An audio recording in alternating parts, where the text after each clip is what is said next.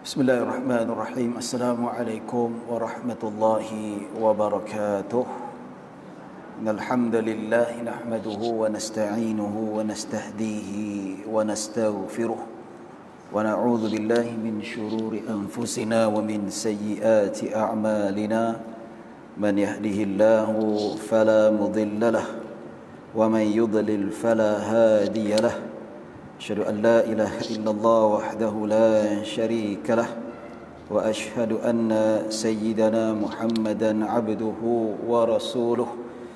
اللهم صل وسلم وزد وبارك على سيدنا محمد عبدك ورسولك النبي الأمي وعلى آله وصحبه أجمعين. سبحانك لا علم لنا إلا ما علمتنا إنك أنت العليم الحكيم. رب اشرح لي صدري ويسر لي أمري واحلل عقدة من لساني يفقه قولي. أما بعد. Alhamdulillah thumma alhamdulillah, syukur pada Allah Subhanahu wa taala atas nikmat serta limpahan kurniaan daripada Allah Subhanahu wa taala, atas segala yang Allah berikan kepada kita. Kita masih lagi dipanjangkan umur, diberi kesihatan dan diberi kelapangan waktu untuk kita manfaatkan segala ataupun ketiga-tiga nikmat yang paling besar ini untuk kita dekatkan diri pada Allah Subhanahu wa taala. Jadi atas nikmat ini dan komitmen ini juga kita minta pada Allah, semoga Allah terus memberikan istiqamah dalam jiwa kita supaya waktu-waktu selagi mana masih lagi nyawa di kandung badan, kita dapat memberi istiqamah hidup kita untuk ketaatan pada Allah Subhanahu wa taala. Di hari ini kita datang demi ketaatan pada Allah. Kita nak cari redha Allah, kita nak cari ketenangan dan kita nak cari rahmat Allah Subhanahu wa taala. So majlis ilmu kita duduk dalam rumah Allah, kita niat i'tikaf. Begitu juga dalam majlis ilmu ini kita menuntut ilmu kerana Allah Subhanahu wa taala. Kita duduk dalam syurga yang disebutkan dalam hadis Nabi sallallahu alaihi wasallam, apa yang dinamakan sebagai malaikat pun turut hadir sekali. Jelas hadis yang sahih dalam majlis ilmu, malaikat turut hadir. Malaikat datang bukan saja-saja tuan-tuan, tapi malaikat datang untuk apa? Dia merendahkan sayapnya di atas penuntut ilmu. Maksudnya di atas puan-puan dan tuan-tuan sekarang ni ada malaikat. Dia rendahkan sayapnya. Ya, ridha li talibil ilm, menandakan tanda redha ke atas penuntut ilmu. Maksud dalam hadis ini tuan-tuan, kata ulama hadis, redha malaikat bermaksud redha Allah Subhanahu wa taala. Sebab apa dalam hadis Nabi sallallahu alaihi wasallam, malaikat Jibril berkata, ya. Jadi ada hadis qudsi, Allah Subhanahu wa taala berbicara kepada malaikat Jibril alaihi salam, wahai Jibril, sesungguhnya aku redha, aku sayang, aku cinta pada fulan bin fulan, maka cintailah dia. Malaikat Jibril pun pergi jumpa semua malaikat. Wahai semua malaikat, anak buah aku semua, tadi Allah berfirman dekat aku, sesungguhnya dia mencintai fulan bin fulan, maka cintailah dia. Maka semua malaikat akan cintai dia. So, macam itulah juga tuan-tuan dan puan-puan dirahmati Allah Subhanahu wa taala, malaikat melebarkan sayapnya di atas kita ni sebagai tanda redha. Dan tanda redha ini sudah pastinya berdasarkan hadis tadi adalah redha Allah. Jadi puan-puan dan tuan-tuan datang pada hari ini dapat redha Allah, dapat kasih sayang Allah, dapat cinta Allah Subhanahu wa taala. Itu yang kita nak. Dan kesan daripada redha Allah tak lain tak bukan, kita tak nak lain lah tuan-tuan. Kita nak apa? Selamat di alam barzakh, selamat di hari akhirat dan mudah masuk ke syurga Allah Subhanahu wa taala. Apatah pada hari ini kita masuk untuk mempelajari hadis-hadis Nabi sallallahu alaihi wasallam. Tanda kita cinta pada Nabi, tanda kita cinta pada Rasulullah sallallahu alaihi wasallam. Kalau erti kata kita sambut maulid, baca berzanji, baca maulid dan seumpamanya, baca marhaban, kita baca ikut musim. Itu pun tanda kecintaan juga. Tiba Maulidur Rasul, ceramah Maulidur Rasul, mengingati sirah Nabi, itu pun tanda kecintaan. Ya, baca berzanji. Sebab apa dia baca berzanji? Sebab itu adalah kecintaannya pada Nabi SAW. Kenapa dia berselawat? Ya, Kuala Lumpur berselawat, Malaysia berselawat, Kelantan berselawat, dia bernasyid, berkasidah. Ya, di dalamnya ada puji-pujian terhadap Nabi SAW. Itu juga merupakan sebahagian daripada interpretasi cinta kita pada Nabi SAW. Itu ikut musim, bukan selalu, tapi alhamdulillah kita menuntut ilmu, belajar ilmu Al-Quran, belajar ilmu sunnah Nabi SAW, dia tidak berkala. Setiap hari ada kuliah, setiap hari ada kelas. Inilah yang mana kita nak pastikan bahawa cinta kita bukan hanya bermusim pada Allah dan Rasul. Cinta kita sentiasa dipasakkan dalam hati kita yang tak pernah kabur dan tidak pernah luntur. Tuan-tuan dan puan-puan dirahmati Allah Subhanahu wa taala, terima kasih kerana masih lagi sudi untuk bertandang kelas pengajian saya. InsyaAllah kita akan bincangkan banyak lagi, dan minta maaf terlambat sedikit pada urusan yang tak dapat dielakkan, yang mana kita akan masuk berapa hadis Nabi SAW, yang mana hadis yang terakhir kita masuk pada hadis yang kelima tentang kelebihan berwuduk ini di penghapus dosa. Bukan wuduk saja, malah ibadah-ibadah yang lain, amal-amal saleh yang lain juga penghapus segala dosa-dosa kecil. Tapi dengan syarat amal baik itu sebagai penghapus dosa selagi mana dia tidak melakukan dosa besar. Ini syaratnya.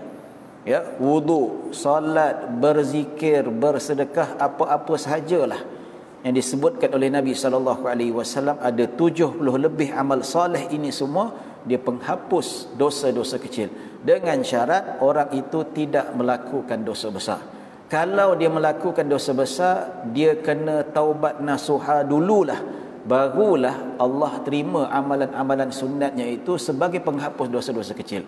Selagi mana dia tidak bertaubat nasuha daripada dosa-dosa besar, selagi itulah amalannya itu sia-sia, tidak diterima oleh Allah Subhanahu wa taala. Ya. Jadi dalam Al-Quran Allah Subhanahu wa taala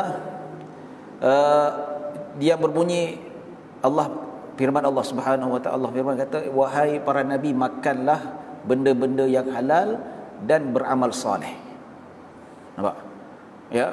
Kata Imam Ibn Rajab, Allah perintahkan supaya para nabi dan umat manusia makan yang halal, makan yang tayyib, makan yang baik.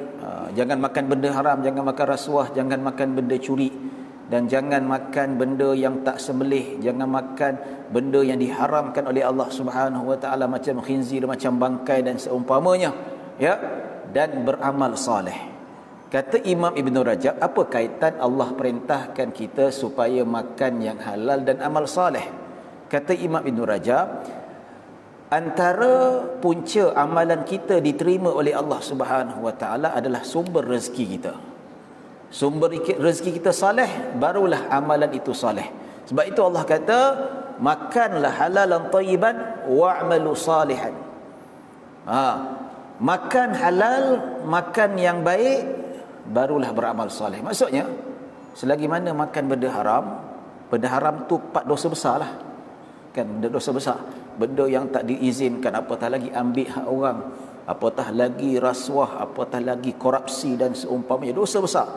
Selagi mana dia makan tidak bertaubat, maka dia tidak dikira amalan diterima oleh Allah Subhanahu wa taala. Jadi Allah kata, pastikan you punya sumber baik dulu, sumber you bagus, barulah beramal soleh. Nampak? Kalau tak bagus, cari makanan yang halal, cari sumber yang halal, tinggalkan benda-benda dosa besar ini, barulah beramal soleh. Macam tu seolah-olahnya, tuan-tuan. Sebab itu dalam hadis Nabi kata, siapa yang minum arak 40 hari Allah tak terima amalan dia. Ya, yang berzina Allah tak terima amalan dia. Yang makan haram satu suap, disebutkan dalam hadis riwayat Imam Abu Daud, juga satu suap 40 hari makan 40 hari amalan yang tidak diterima. Macam mana kalau 2 suap benda yang haram 80 hari, kalau 3 suapan dah 120 hari. Berat tu. Dia kena taubat nasuha. Ya, kalau ambil orang lain kena pulangkan, kena ganti balik, ataupun minta halal. Mana aku curi duit engkau 2,000, ya, aku minta sama ada kau halalkan je lah ataupun aku bayar sikit-sikit nanti. Kawan dia kata, duit tu tak duit, 2,000 banyak tu, kena bayar. Kata, kau ni kedekut. Dia bukan masalah kedekut, ini hak dia. Betul tak? Siapa suruh curi? Siapa suruh apa? Kena bayar lah. Tak boleh kita kata dia kedekut, itu hak dia. Kita kena gantilah, diplomasi lah dan sebagainya. Ya, jadi sebab itulah Nabi kata yang mana dia tidak melakukan dosa besar. Baca dalam tu, selagi mana tak buat dosa besar. Nampak tu? Dosa besar ni penghalang amal soleh, penghalang dosa-dosa kecil kita diampunkan. Ya. Jadi orang yang dah buat dosa besar ni jangan kata orang putus asa. Maksudnya pernah buat tak ada chances langsung, tidak. Ya. Buat dosa besar ni jangan kata ada di kalangan para sahabat ketika zaman jahiliah yang bunuh anak perempuan, yang minum arak bertong-tong, yang berzina. Ya, zaman sahabat dulu sebelum Islam datang, ya, ada yang dah Islam datang yang masih lagi melakukan perkara-perkara gitu, tapi masuk Islam Allah ampunkan dosa-dosanya. Ya. Jadi yang dimaksudkan bahawa orang yang melakukan dosa besar tidak taubat daripada dosa besar, tidak taubat nasuha. Apakah syarat-syarat taubat nasuha? Iaitu bertaubat, minta ampun pada Allah. Kedua, menyesal. Dan ketiga, berjanji tidak akan kembali lagi kepada dosa itu. Itu yang kita kena panjatkan dalam doa, seperti mana disebutkan oleh Al-Imam Ibn Muflih rahimahullahu ta'ala. Jadi orang kata, ustaz, macam mana kalau saya ni dah buat dosa besar, saya ni minum arak, macam mana saya nak taubat? Senang saja, berdoa, hadap kiblat, lagi bagus solat taubat 2 rakaat. Lepas solat taubat 2 rakaat, angkat tangan, tak payah doa banyak-banyak. Bukan tak payah doa yang susah, doa bahasa Melayu cukup. Kalau boleh, sayyidul istighfar, penghulu segala istighfar. Allahumma anta rabbi la ilaha illa anta khalaqtani wa ana rabbuka wa ana ala ahdika wa wa'dika wa mastata'tu. A'udzubika min syarri ma sana'tu abu'u laka bi dzambika faghfir li fa innahu la yaghfiru dzunuba illa anta. Itu paling bagus. Ya. Kalau tak pun astaghfirullahalazim ke, yang tak ada masalah, Allah Maha mengetahui, Allah memahami. Tak kira apa bahasa sekalipun. Kenapa? Sebab Allah yang mencipta bahasa, betul tak? Allah yang mencipta bahasa. Seluruh bahasa dekat dunia ni, dekat planet Mari, itu semua ciptaan Allah. Mustahil Allah tak faham. Yang kata, ustaz tak hafal doa ni, dalam bahasa Melayu lah. Makcik orang mana? Makcik ni orang Jawa, orang Sungai Besar. Bacalah doa bahasa Jawa, kongkreng, tak kisahlah. Nanti baca. Kan? Allah faham bahasa Jawa insya-Allah. Nampak? Jadi, macam mana taubat nasuha? Astagfirullah. Allah, aku minta ampun padamu, ya Allah. Kedua, interpretasikan penyesalan. Aku menyesal minum arak selama ni, Allah, aku lalai. Dan ketiga, aku berjanji tidak akan kembali lagi.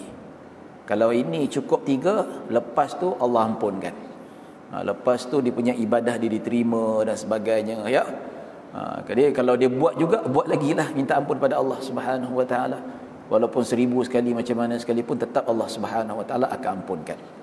Ya, baik, kita masuk hadis yang baru. Ya, hadis ni panjang, kita baca yang matanya dahulu. Bismillahirrahmanirrahim. Qala al-musannif rahimahullahu taala wa nafa'ana bi wa bi ulumi fid dharain.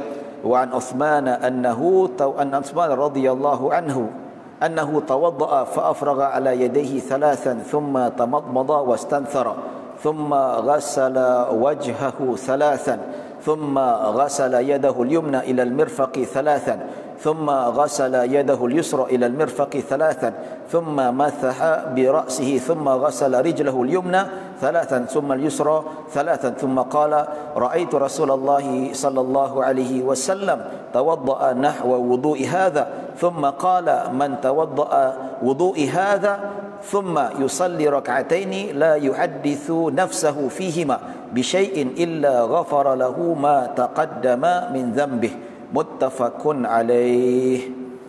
Baik, kita baca terjemahannya. Riwayat dari Sayyidina Uthman radhiyallahu anhu bahawa beliau berwuduk lalu mencedok air dengan kedua-dua tangannya sebanyak 3 kali. Maksudnya kita nak baca tentang bagaimana hadis sifat wuduk Nabi sallallahu alaihi wasallam. Ini ada beberapa versi. Versi riwayat sifat wuduk Nabi banyak. Yang paling terkenal yang diriwayatkan daripada Sayyidina Uthman radhiyallahu anhu dan riwayat daripada Abdullah bin Zaid Al-Ansari radhiyallahu anhu dan riwayat Ibnu Abbas radhiyallahu. Ada banyak lagi tuan-tuan. Dia ada banyak, ada yang hadis panjang, dan semua hadis-hadis berkaitan dengan sifat wuduk Nabi saling lengkap melengkapi. Ini ringkas saja. Ada disebutkan bagaimana Nabi masukkan air dalam mulut, dalam hidung, ya, bagaimana Nabi sapu kepala, bagaimana Nabi SAW masuk tangan, ya. Nanti insya-Allah kita akan detailkan, dan ada masa nanti insya-Allah kita buat demonstrasi nak tunjukkan bagaimana sifat wuduk Nabi. Saya selalulah bila ajar bab ni, saya akan buat demonstrasi ramai-ramai dekat tempat wuduk tu, saya tunjukkan bagaimana sifat wuduk Nabi, cara Nabi berwuduk berdasarkan hadis-hadis yang sahih dan berdasarkan pengamatan kitab-kitab fiqh mazhab Syafi'i. Dalam kitab fiqh mazhab Syafi'i ada diterangkan bagaimana wuduknya, sifat wuduk Nabi, bagaimananya sifat solat Nabi. Nampak? Diterangkan yang wajib mana, yang sunat mana. Jadi kita akan gabungkan berdasarkan hadis yang sahih dan berdasarkan daripada kitab fiqh mazhab Syafi'i. Apa yang dilampirkan sifat-sifat wuduk dalam kitab-kitab fiqh mazhab Syafi'i tidak bertentangan dengan hadis dalam hadis-hadis yang sahih. Sama saja tuan-tuan. Cuma kita nak nampak lagi dalam bentuk hadis, supaya kita, kalau fiqh ni kita nampak fakta-fakta, kita tak nampak hadis je, tapi kita belajar ni kita nampak fakta dari segi sudut hadis, insya-Allah, ya. Baik, jadi Sayyidina Uthman dia berwuduk, ya.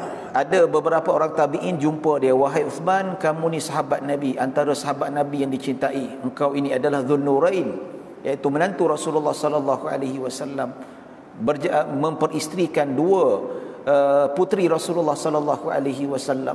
Jadi dia kata, kau ni rapat dengan Nabi, tunjukkan kami cara wuduk Nabi sallallahu alaihi wasallam." Tabi'in ni dia tak pernah jumpa Nabi, dia tak pernah tengok cara Nabi berwuduk.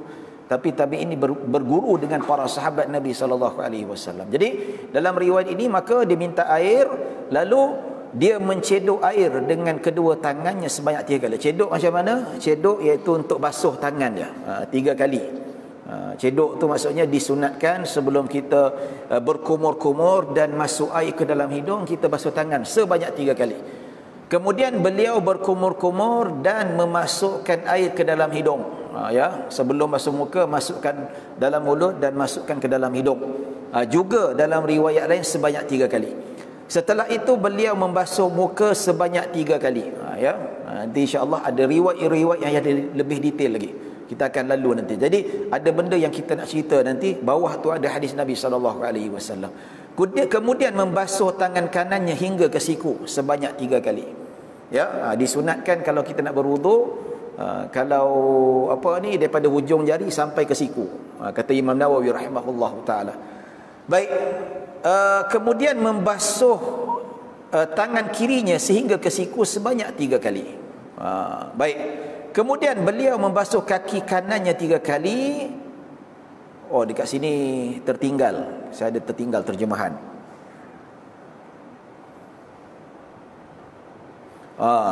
Sekejap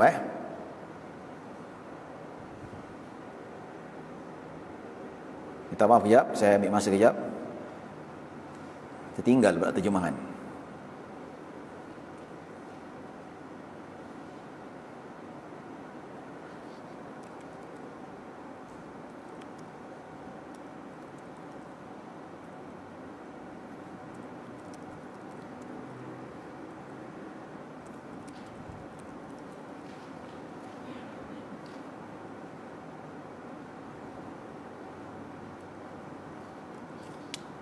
Okey, kejap.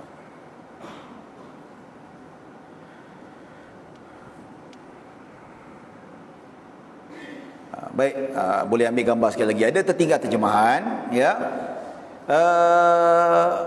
Setelah itu membasuh tangan kirinya, yang bahagian sini ni, ya,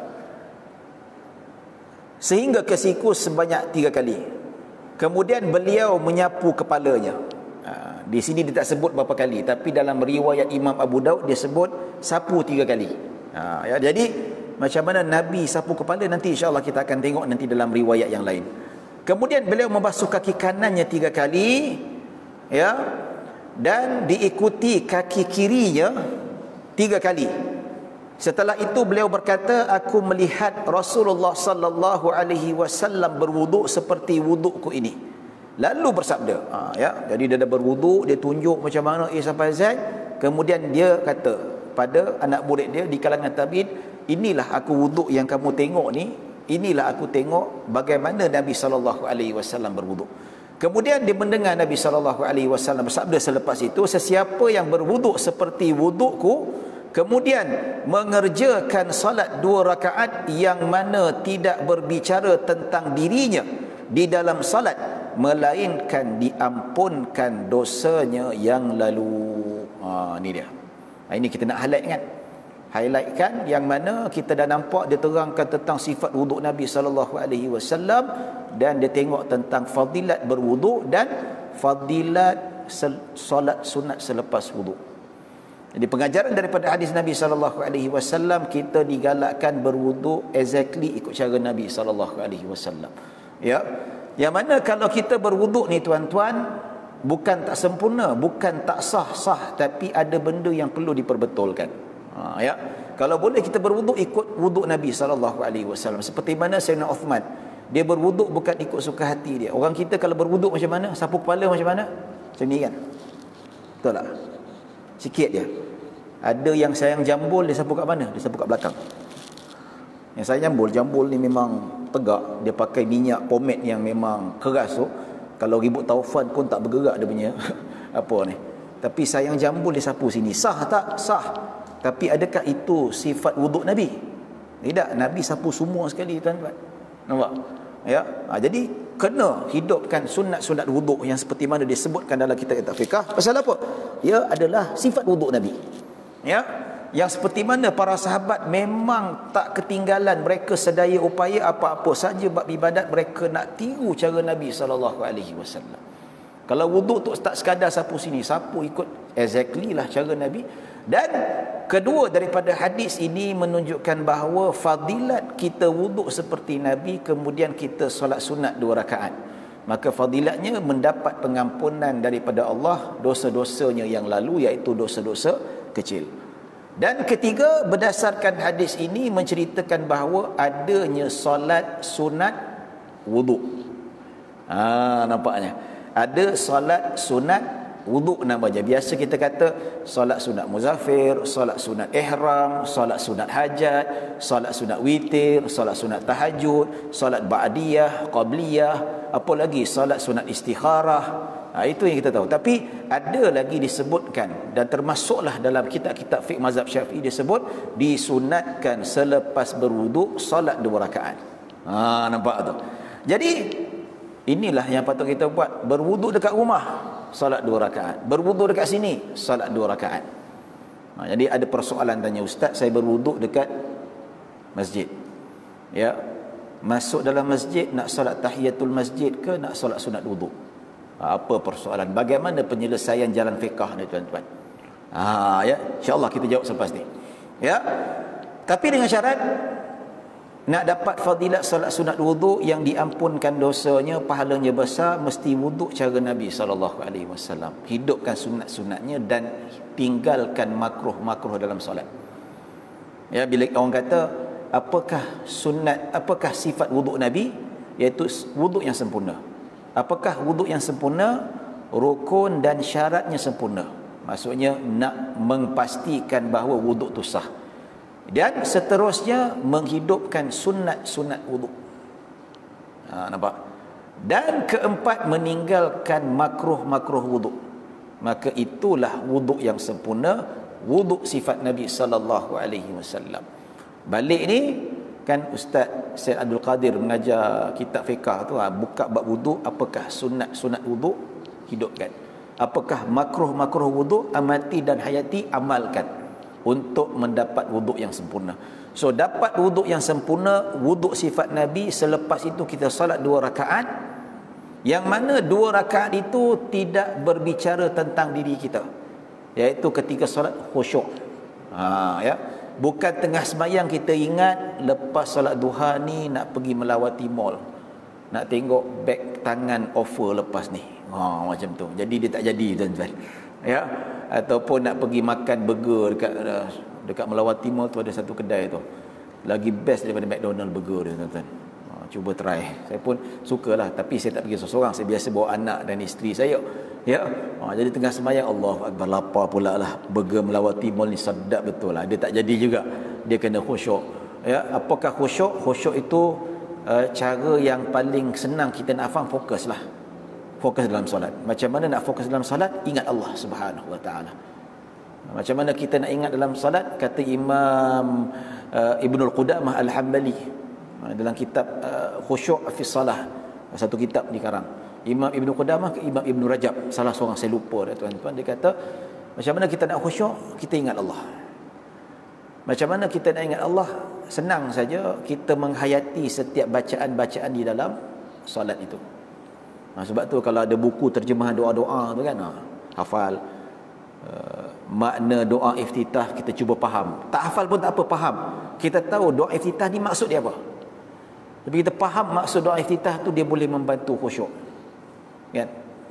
Takbir kita hayati Allah tu maha besar, bukan besar saiz badan Allah ini, tidak bertubuh macam kita ni, besar dari segi kekuasaannya.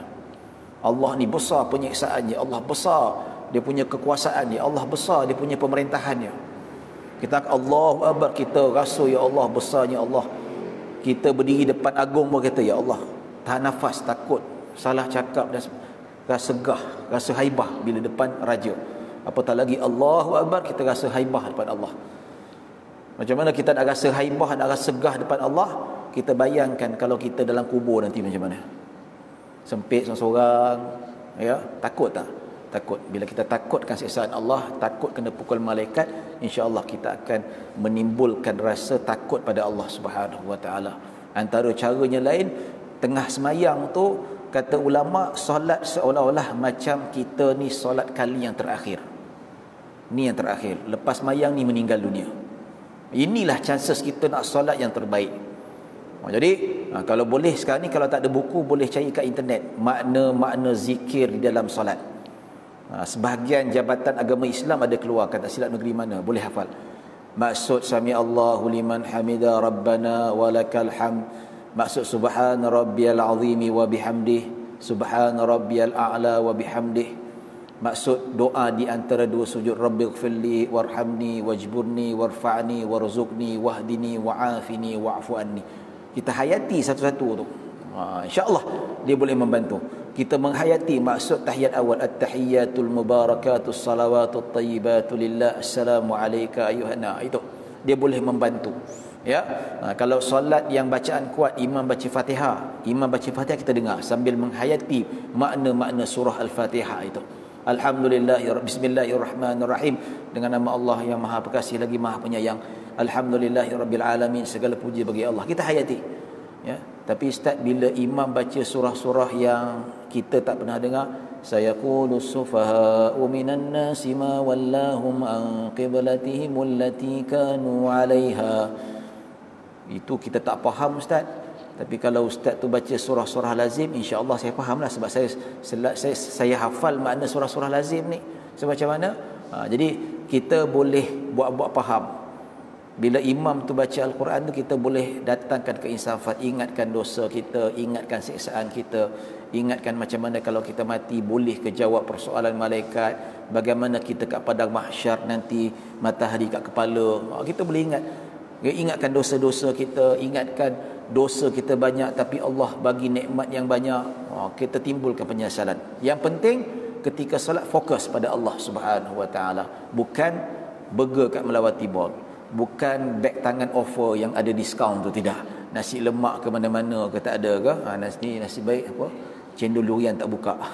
Takut-takut nanti kita solat duha pun teringat juga, ya Allah, macam tu. Jadi inilah wuduk yang sempurna. Senang saja wuduk yang sempurna, kita perbaiki balik, ya. Dan kedua, solat dalam keadaan khusyuk. Jadi macam mana kalau tengah solat tiba-tiba terlintas syaitan ni, dia sentiasa bak kata orang tu, inna syaitana yajri min ibni adama majrad dam. Dia sebutkan bahawa syaitan ni sentiasa dia akan mengalir dalam tubuh badan kita, tempat mengalir darah. Syaitan ni boleh masuk dalam badan kita. Dia masuk dalam badan kita, dia bisik. So tengah semayang tiba-tiba teringat duniawi. Adakah itu mengurangkan pahala? Itu biasa tuan-tuan. Yang nak khusyuk 100% hanya Nabi SAW. Kita manusia tak mungkin 100%. Macam saya solat 2 rakaat tadi mungkin 50% je khusyuk, 70%. Sebab apa? Terlintas. Kita khusyuk, syaitan duk kacau. Kena ada kekuatan diri. So ulama kata macam mana, apabila seorang itu terlintas duniawi, hendaklah dilawan dengan ukhrawi. Bila terlintas duniawi, istighfar banyak-banyak, ya Allah, astagfirullahaladzim, ingat balik, tumpu pada Allah Subhanahu wa taala. Tak apa, banyak kali pun tak apa. Sebab kita ni lemah. Habis kurang kefatihah, insya-Allah Allah Maha Pengasih, Allah Maha Penyayang. Kita sebab apa? Lintasan ni memang itu ujian Allah. Allah hantar setan untuk uji kita. Allah nak tengok, Allah hantar kita setan nak tengok kita khayal, tapi Allah nak tengok usaha kita nak kembali pada fokus pada solat tu. Walau katakanlah ustaz saya dah fokus datang balik macam mana? Hatta 1000 kali sekalipun, Allah lihat pada usaha kita nak kembali khusyuk. Yang tak bagus Allah tak suka, syaitan duk bisik pasal duniawi, kita dah layan sampai salam, dah habis solat, imam baca surah apa tadi ya? Confirm tak khusyuk tu. Nampak? Ya? Kadang-kadang rakaat berapa pun tak tahu. Betul tak? Tu yang imam naik rakaat ke-5 pun diikut sekali. Sebab apa? Dia tak tahu rakaat berapa. Confuse ke ataupun tak khusyuk. Itu hati-hati tuan-tuan. Ya? Baik, persoalan yang mana solat sunat wuduk, sama saja niat dia macam mana? Ya, nawaitu usalli sunnatal wuduk. Cukup lillahi taala. 2 rakaat. Ya. Niat dia saja aku solat sunat wuduk. Nak kena sebut 2 rakaat ke? Tak payah 2 rakaat. Sebab apa? Solat sunat memang 2 rakaat. Lillahi ta'ala tak diwajibkan. Nak sebut lagi bagus. Ya. Maksudnya memang kita solat kerana Allah Subhanahu wa taala. Kita tak solat kerana orang. Jadi Allah saja aku solat sunat wuduk. Ya, lafaz tu sunat, dia tak wajib. Yang wajib ketika mana lintasan dalam hati. Sahaja aku solat sunat wuduk, settle. Ataupun sahaja aku solat wuduk pun boleh juga tanpa sunat. Kenapa tak wajib sebut sunat? Sebab solat wuduk memang sunat. Macam juga kalau kita solat tarawih, sahaja aku solat sunat tarawih, adakah sunat tu wajib sebut? Tak wajib. Sebab apa? Solat tarawih memang sunat. Ya. Sahaja aku solat ba'diyah zuhur, wajib tak sebut sunat? Tak wajib. Sebab apa? Sebab ba'diyah memang sunat. Tapi kalau solat fardu, sahaja aku solat fardu zuhur, kena wajib lintas dalam hati. Tak boleh sahaja aku solat zuhur, tak sah. Sebab kalau sebut solat zuhur, mana satu? Sunat ke wajib? Zuhur ada 2. Ada solat sunat zuhur dan ada solat fardu zuhur. Jadi itu kena beza, kena ta'yin dalam hukum fiqah lah. Dah masuk bab solat dah? Belum lagi? Fiqah dah masuk dah? Dia macam itulah. Dia kena ta'yin tu betul. Ya, jadi wuduk ni sahaja aku solat wuduk. Nak lebih bagus sahaja aku solat sunat wuduk. Tidak menjadi masalah. Dia tak perlu panjang, sahaja aku solat fardu zuhur. Kalau kita niat fardu zuhur, tak wajib sebut 4 rakaat. Sahaja aku solat fardu zuhur. Kata Imam Nawawi dalam Minhajul Talibin, sudah memadai. Tak sebut 4 rakaat ke? Tak wajib 4 rakaat. Pasal apa? Zuhur memang 4 rakaat. Betul tak? Ya. Jadi 4 rakaat itu tak wajib. Dah terbiasa, silakan teruskan, tak payah. Cuma saya terang untuk memudahkan. Ya, kalau orang dulu lah kat kampung saya, sekarang ni susah nak nampak lah. Dulu Allah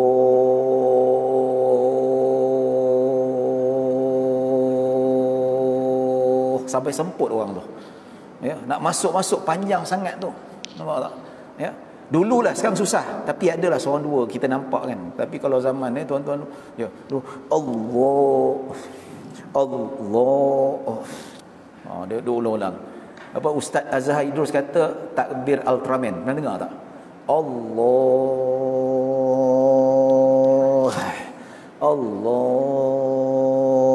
Ultraman tu.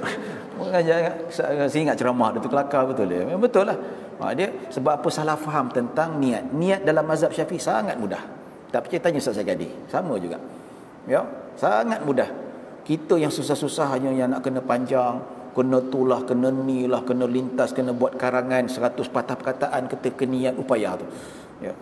Kalau Imam Syafi'i tahu kita menyusahkan mazhab dia, dia lempang kita. Aku mengajar tak macam ni, dia kata. Katalah kan, betul tak? Ya. Jadi senang saja. Kalau dah terbiasa sebuah rakaat, seluruhkan. Asalkan jangan panjang-panjang. Dia kalau melebihi 14 harakat batal ataupun 7 alif. Maksudnya kita Allah lebih 14 harakat tak sah takbiratul ihram kita. Apabila takbiratul ihram kita tak sah, seluruh solat kita tidak sah. Ya. Nah, tapi cukup 2 harakat. Allahu akbar. Ketika Allahu akbar sudah cukup kita nak niat sahaja aku solat fardu zuhur, sahaja aku solat sunat wudu, sahaja aku solat tarawih, settle cukup. Nampak? Ya. Kalau panjang-panjang sangat jadi makruh. Dia Allah cukup 2 harakat. Nak lebih sikit boleh, 3 harakat, 4 harakat, no problem, tak ada masalah. Ya. Jadi bila dia belum lagi niat jamak qasar, lagi dahsyat, lagi panjang.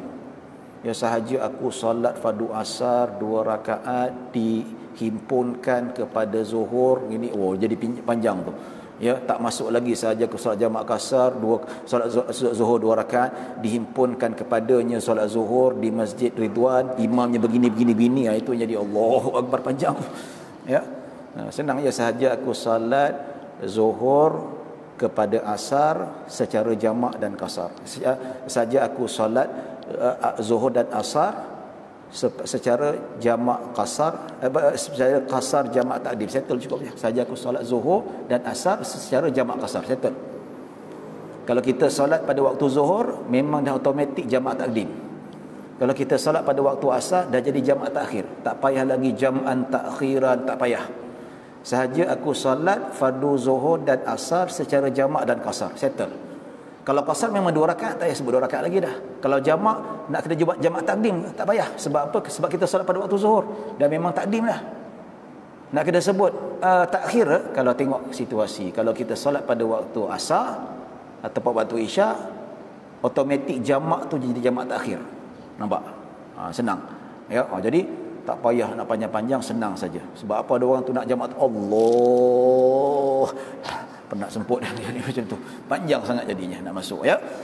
Okey, macam mana kalau kita dah berwuduk dekat masjid? Ya, kalau berwuduk kat rumah, macam puan-puan berwuduk kat rumah, lepas wuduk kat rumah, solat 2 rakaat. Saja aku solat sunat, wuduk. Salam macam biasa, dia tak ada apa-apa tambahan. Baca kuliah, baca qul huwallah ataupun baca surah-surah yang lain, ikut suka, tak ada masalah. Kalau berwuduk dekat sini, tuan-tuan, macam mana? Masuk dalam masjid, nak solat tahiyatul masjid ke nak solat wuduk? Ya, ada 2 cara. Ada 2 cara. Pertama, kalau kita lepas berwuduk, kita masuk ke masjid, apa yang patut kita buat dahulu? Bagus kita solat tahiyatul masjid, itu yang dituntut.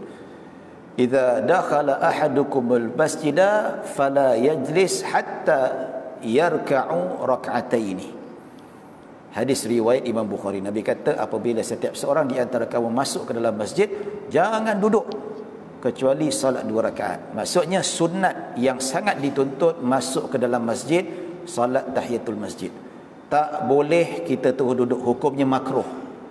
Hukumnya makruh. Ya, kalau masuk terus duduk tak haram, tak berdosa, tapi makruh. Kita tak hormat masjid. Nampak tu. Ya. Jadi itu tuntutan. Jadi selepas solat 2 rakaat, kita bangkit sekali lagi, kita niat pula solat sunat wuduk. Itu cara dia. Okey. Tapi kalau masa tak ada, masa tak cukup, ataupun nak masuk-masuk ni kuliah dah nak start, takkan nak solat 4 rakaat. Masuk-masuk apa perlu kita buat? Terus ni ada 2 cara juga. 2 cara juga. Ya. Pendapat muktamad dalam mazhab Syafi'i seperti mana disebutkan oleh Imam Nawawi dalam kitab Rawdah, kitab Al-Majmu', ya, semua rujukan mazhab Syafi'i, dia kata solat tahiyatul masjid tidak memerlukan kepada niat. Tidak memerlukan kepada niat. Maksudnya apa? Kalau kita masuk ke dalam masjid, kita solat sunat wuduk terus. Ataupun kita masuk masjid, kita solat sunat fajar terus 2 rakaat, automatik dapat juga kita sudah menghormati masjid. Kata Imam Nawawi. Dan Imam Nawawi kata bukan saja solat sunat, malah kan katakanlah dia masuk ke masjid tiba-tiba qamat, Allahu Akbar, Allahu Akbar, alamak tak sempat nak hormat masjid. Imam Nawawi kata dia solat berjemaah dengan si imam, itu sudah dikira sebagai solat hormat masjid. Maksudnya kalau kita nak beradab dengan masjid, dengan rumah Allah, dia tak perlu niat. Apa-apa sahaja niat solat yang tidak dilakukan untuk tahiyatul masjid sudah dikira sebagai tahiyatul masjid. Sama juga macam orang perempuan yang berpuasa pada bulan Syawal. Betul tak? Dia niat nak puasa qada pada bulan Syawal, tapi puasa qada tu jatuh pada bulan Syawal, automatik dia pun dapat pahala sunat Syawal. Nampak? Katakanlah dia qada puasa pada hari Isnin, tak niat hari Isnin pun, menurut kata Imam Ramli, ulama besar mazhab Syafi'i, dia puasa hari Isnin qada, tak niat puasa Isnin, pun tetap dapat pahala puasa sunat Isnin. Macam tu juga kita masuk solat sunat wudu, ya, walaupun tak niat tahiyatul masjid, automatik kita tetap dapat pahala solat sunat tahiyatul masjid. Cuma mana yang lebih afdal? Yang lebih afdal buat separate. Buat tahiyat dulu, lepas tu solat sunat wudu. Itu lebih afdal, lagi besar pahala. Itu kalau kita yang ada masa. Sama juga yang kata orang kata, ustaz saya masuk masjid, saya dah lewat dah, nak dekat azan baru bangun, sampai-sampai tengok ada lagi 3 minit nak iqamah. Ya, saya nak solat tahiyatul masjid ataupun saya nak solat sunat fajar. Sedangkan solat sunat fajar tu Nabi kata salatul fajri khairum minad dunya wa ma fiha. Solat sunat fajar itu adalah lebih baik daripada dunia dan seisinya. Rugi pula kalau saya solat di masjid. So ikut kaedah dalam mazhab Syafi'i, masuk-masuk terus solat sunat fajar, itu lebih utama. Kita solat sunat fajar, automatik kita sudah menghormati masjid. Jelas. Tapi yang lebih afdal apa? Datang awal. Datang awal apa? Sebelum azan. Masuk masjid, solat sunat tahiyatul masjid 2 rakaat. Lepas azan, solat sunat fajar. Itu lebih afdal. Sama juga macam wanita yang berpuasa pada bulan apa? Allahumma salli ala Muhammad. Bulan Syawal, lebih afdal dia buat separate. Puasa qada dulu, lepas tu barulah puasa endam. Itu lebih afdal. Itu lagi besar pahala. Imam Ibn Hajar kata, Imam Ramli kata, yang digabungkan puasa sunat dengan puasa qada itu, puasa sunat terdapat pahala, tapi pahala tak sempurna. Sama juga kalau kita salat wudu, terus kita niatkan sekali dengan tahiyatul masjid, ya, ataupun tak niatkan, automatik dapat pahala, tapi pahala dia tak sempurna. Lebih afdal kita buat separate dan berbeza, ya. Baik tuan-tuan dan puan-puan rahmati Allah Subhanahu wa taala. Jelas ya? Baik. Okey, ini fadilat yang boleh kita buat. Apa yang kita rasa, mana yang patutnya, mana yang kita rasa sebaiknya untuk kita lakukan. Baik, kita masuk hadis yang terakhirlah. Kita masuk terakhir, yang mana ataupun kita kalau sempat, sebab kita lewat sikit, ambil lebih dalam 10, lebih kurang dalam 10 minit. Ada soalan tak? Ya, silakan. Apa? Macam mana? Niat solat apa dia? Minta maaf saya tak dengar, ya. Niat solat qada. Ya. Baik. Niat qada sahaja aku solat fardu zuhur secara qada.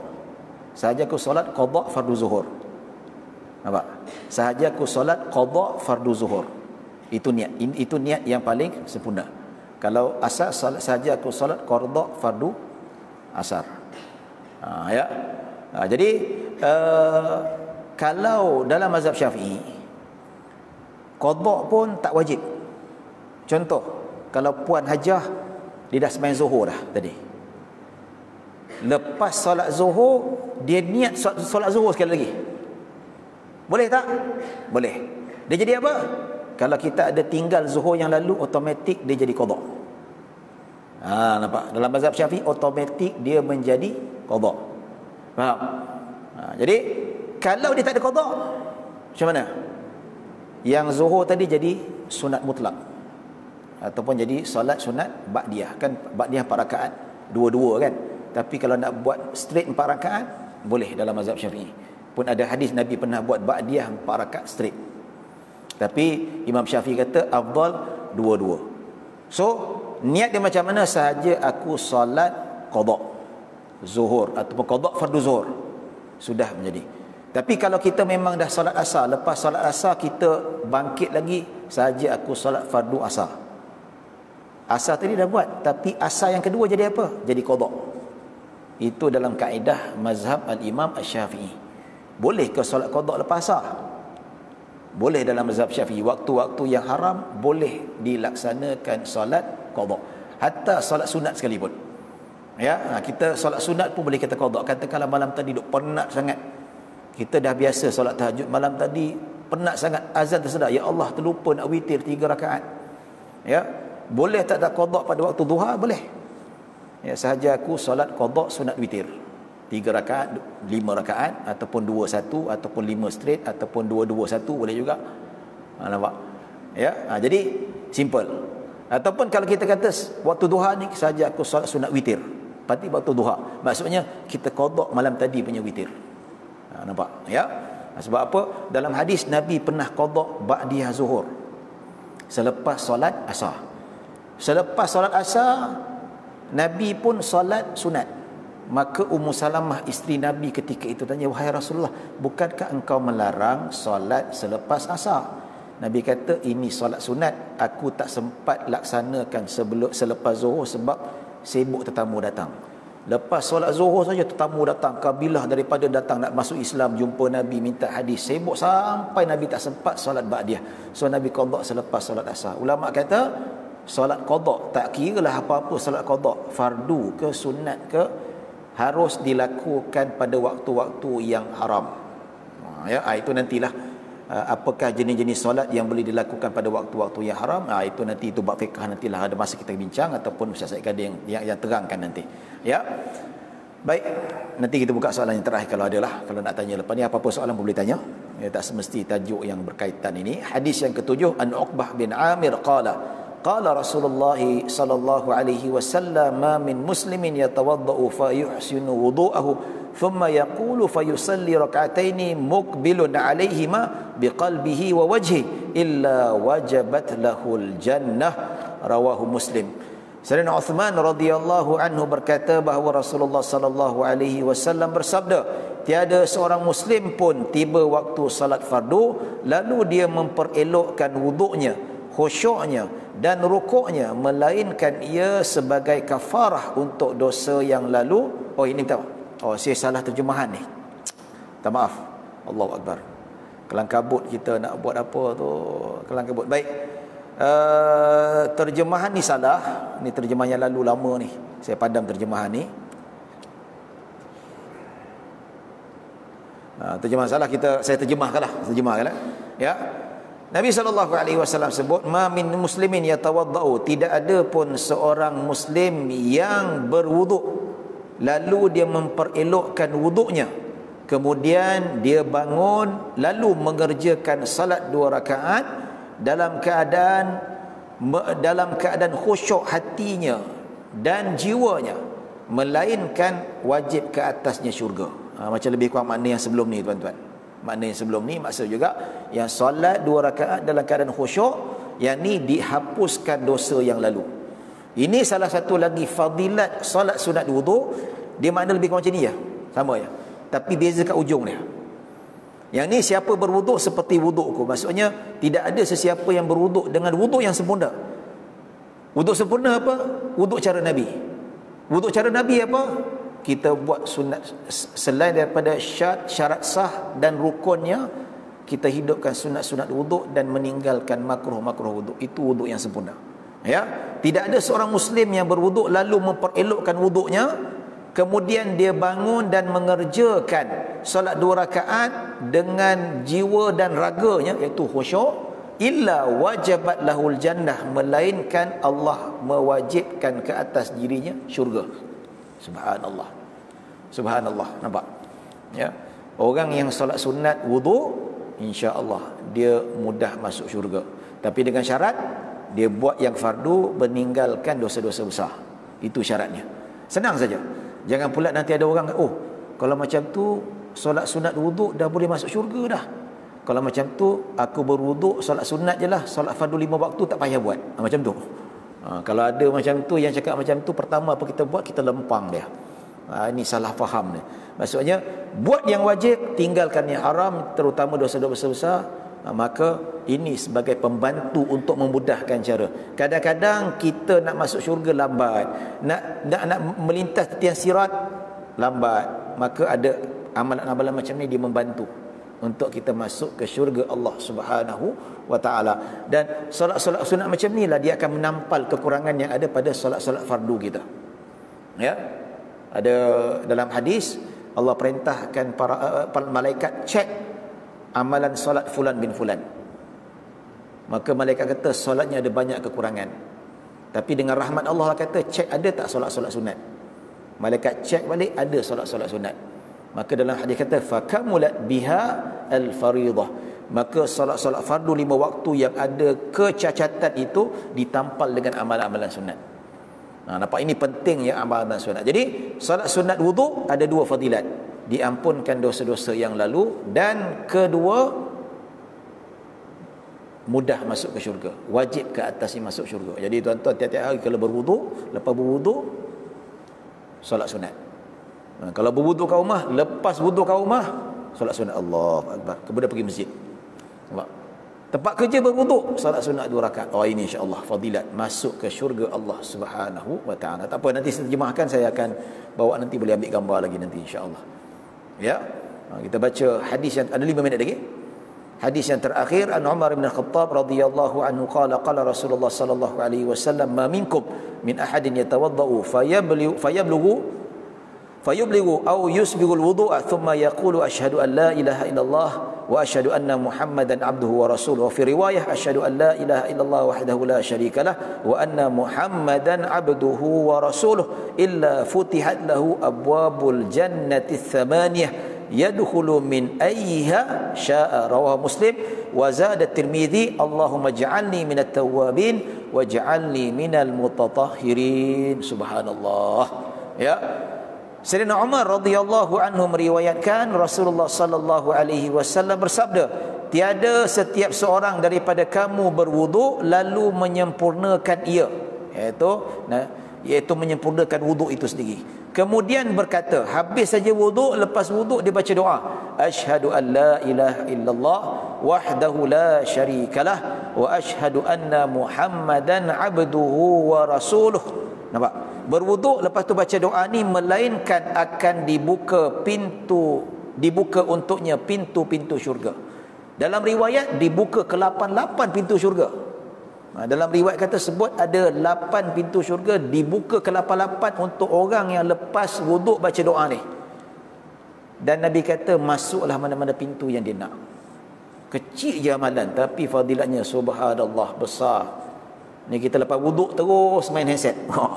Lupa nak baca doa. Ni saja. Asyhadu an la ilaha illallah wa asyhadu anna Muhammadan abduhu wa rasuluh.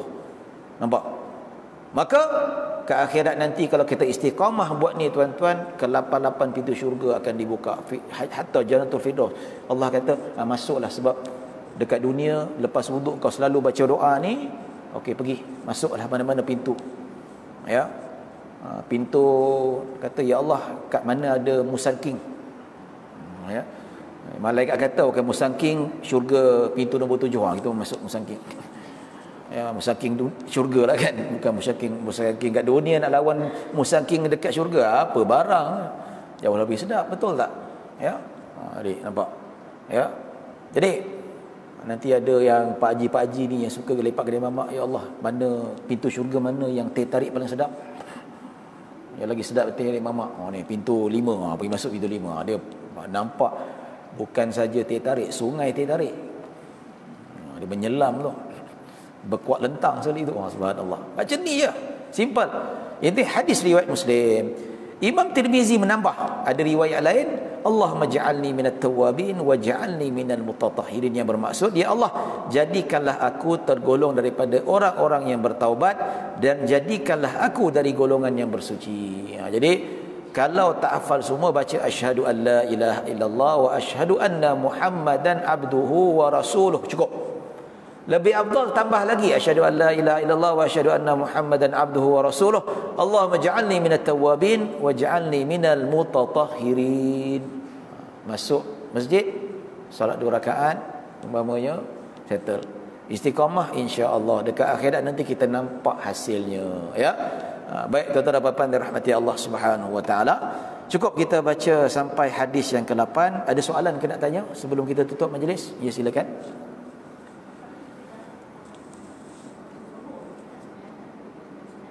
Okey.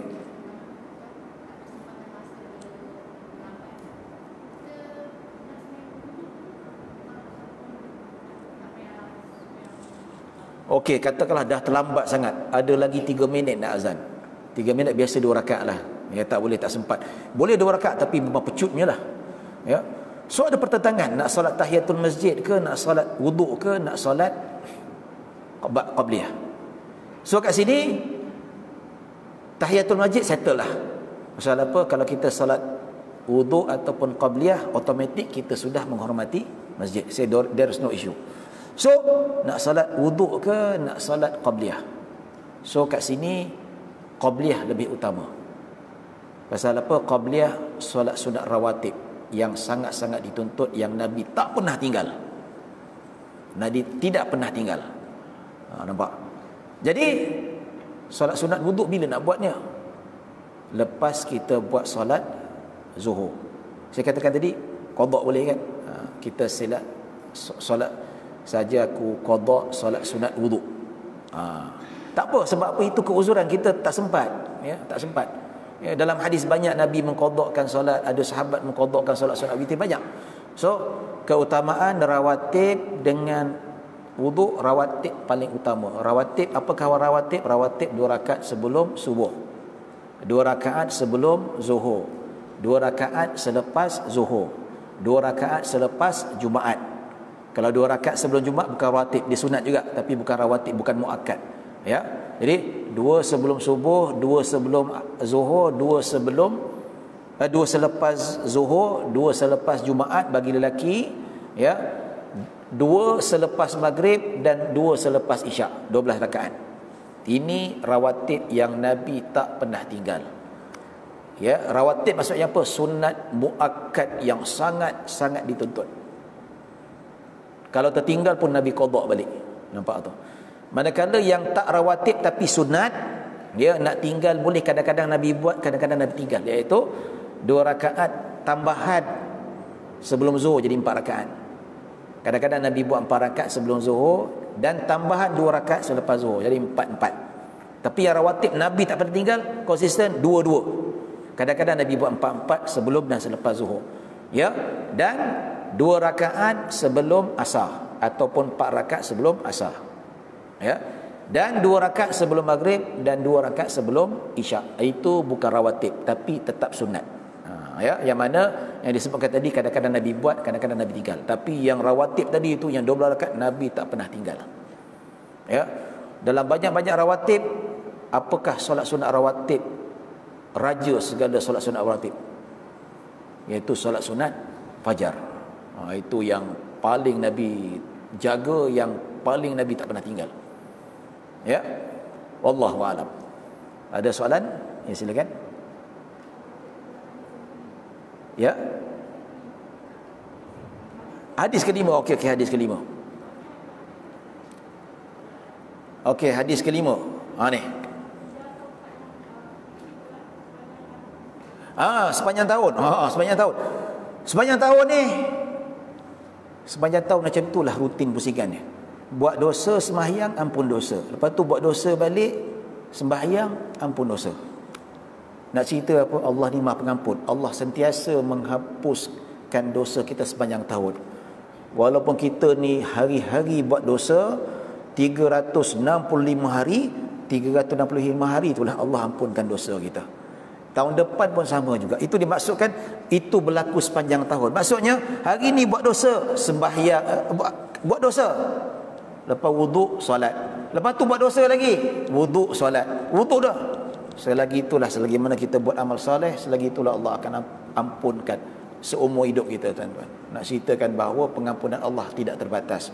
Kita buat dosa sekali, 2 kali boleh maafkan. Kali ketiga pirah, kali ni tiada maaf lagi bagi Allah. Tapi Allah sentiasa memaafkan. Tapi kita kata janganlah sentiasa buat dosa, janganlah. Kita tak galakkan, tapi nak ceritakan kita ni sentiasa terdedah dengan dosa. Ya, ustaz pun tak terlepas daripada dosa ya. Ya, begitu juga yang lain-lain juga, raja ke pemimpin ke tidak terlepas daripada dosa itu sendiri. Maka Allah Maha Pengampun. So macam mana Nabi kata itu berlaku sepanjang tahun? Kalau rasa sedar diri buat dosa, cepat-cepat beramal soleh, walaupun 1000 kali sekalipun. Nabi kata ittaqillah haitsuma kunta, bertakwalah kepada Allah di mana saja kamu berada. Wa atbi'i sayyi'atal hasanata tamhuha, ikutilah perbuatan dosa itu dengan amal soleh. Iaitu bila kita buat salah, kat luar kita tengok benda-benda seksi, kita duk mengumpat membawa astagfirullah, kita dah terasa sedar kita buat salah, buat amal soleh, solat sunat ke, zikir ke, sedekah. Setiap kali buat dosa, kita ikuti dengan amal soleh. Amal soleh Nabi kata tamhuha, dia menghapuskan dosa yang lalu. Inilah berlaku sepanjang tahun. Berapa kali kita buat, hari-hari kita buat, macam tu jugalah Allah akan ampunkan dosa. Itu maksudnya. Wallahu a'lam. Ada soalan terakhir? Ya. Nak masuk asar maghrib, okey.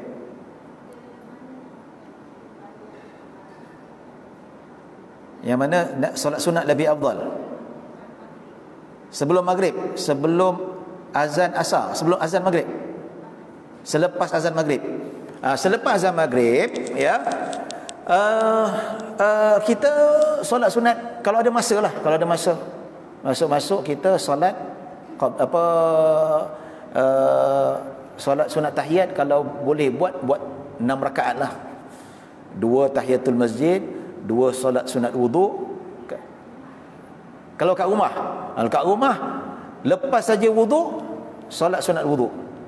Lepas tu solat sunat ba'diyah maghrib. Ataupun buat terbalik, ba'diyah maghrib, lepas tu solat sunat wuduk pun boleh juga, mana-mana. Ya. Macam mana? Qada dekat masjid.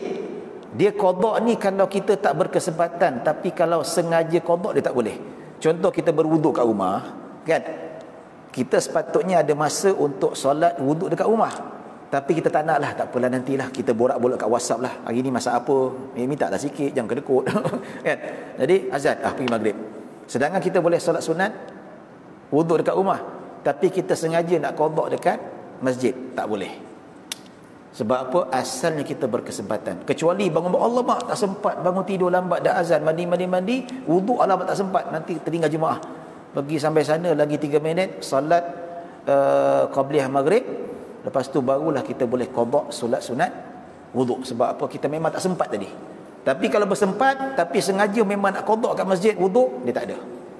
Dia jadi solat sunat mutlak. Wallahu a'lam. Ya, silakan. Ya? Adik ke-8. Kita buka adik ke-8. 8.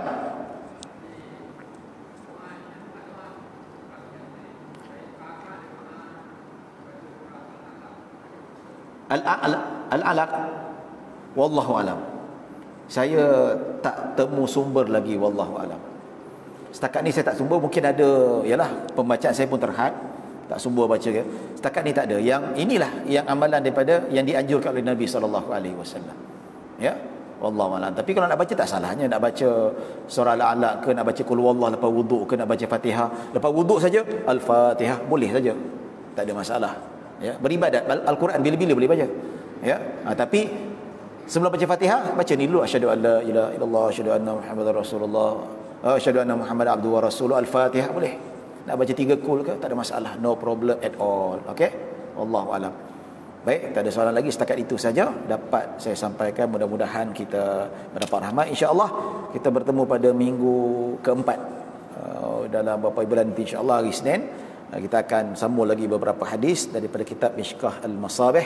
Jadi kesempatan ini saya mohon maaf kalau ada salah silap, kalau ada kekurangan yang baik hanya daripada Allah Subhanahu wa taala, kekurangan daripada diri saya sendiri. Aku qouli hadza wa astaghfirullahal azim li wa lakum wa lisairil muslimina wal muslimat wal mu'minina wal mu'minat.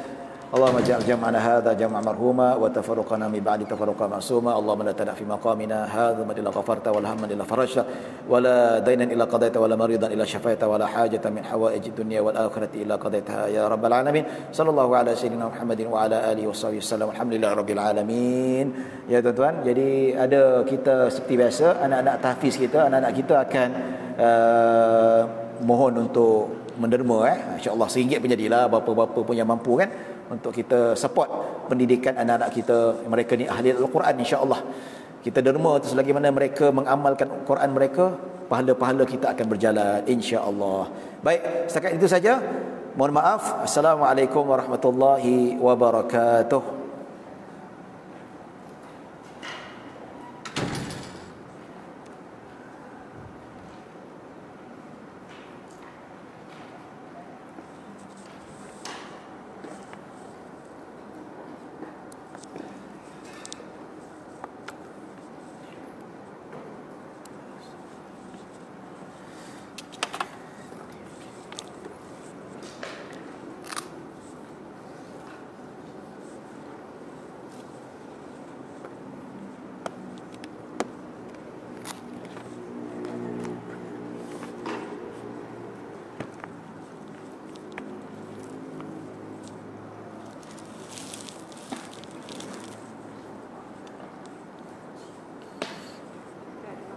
Terima kasih banyak insya-Allah.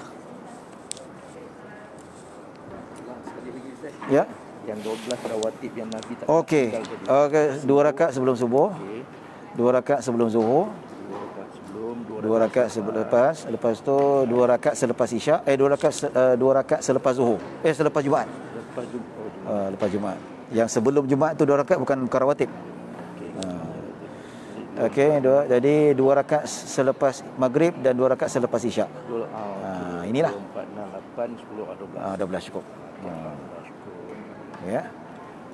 Insya-Allah kan. Terima kasih banyak insya-Allah. Dekat mana tuan? Seti Wangsa. Oh, dekat sini je. Duduk Ampang ini je. Ustaz mengajar di mana? Saya freelancer. Oh, freelancer. Saya ada bisnes saya. Ada bisnes tadika, bisnes training management. Sebab PhD itu tak mengajar. Oh, tak mengajar. Saya sama belajar, further nak belajar je lah. InsyaAllah. Okey. Terima kasih banyak insyaAllah.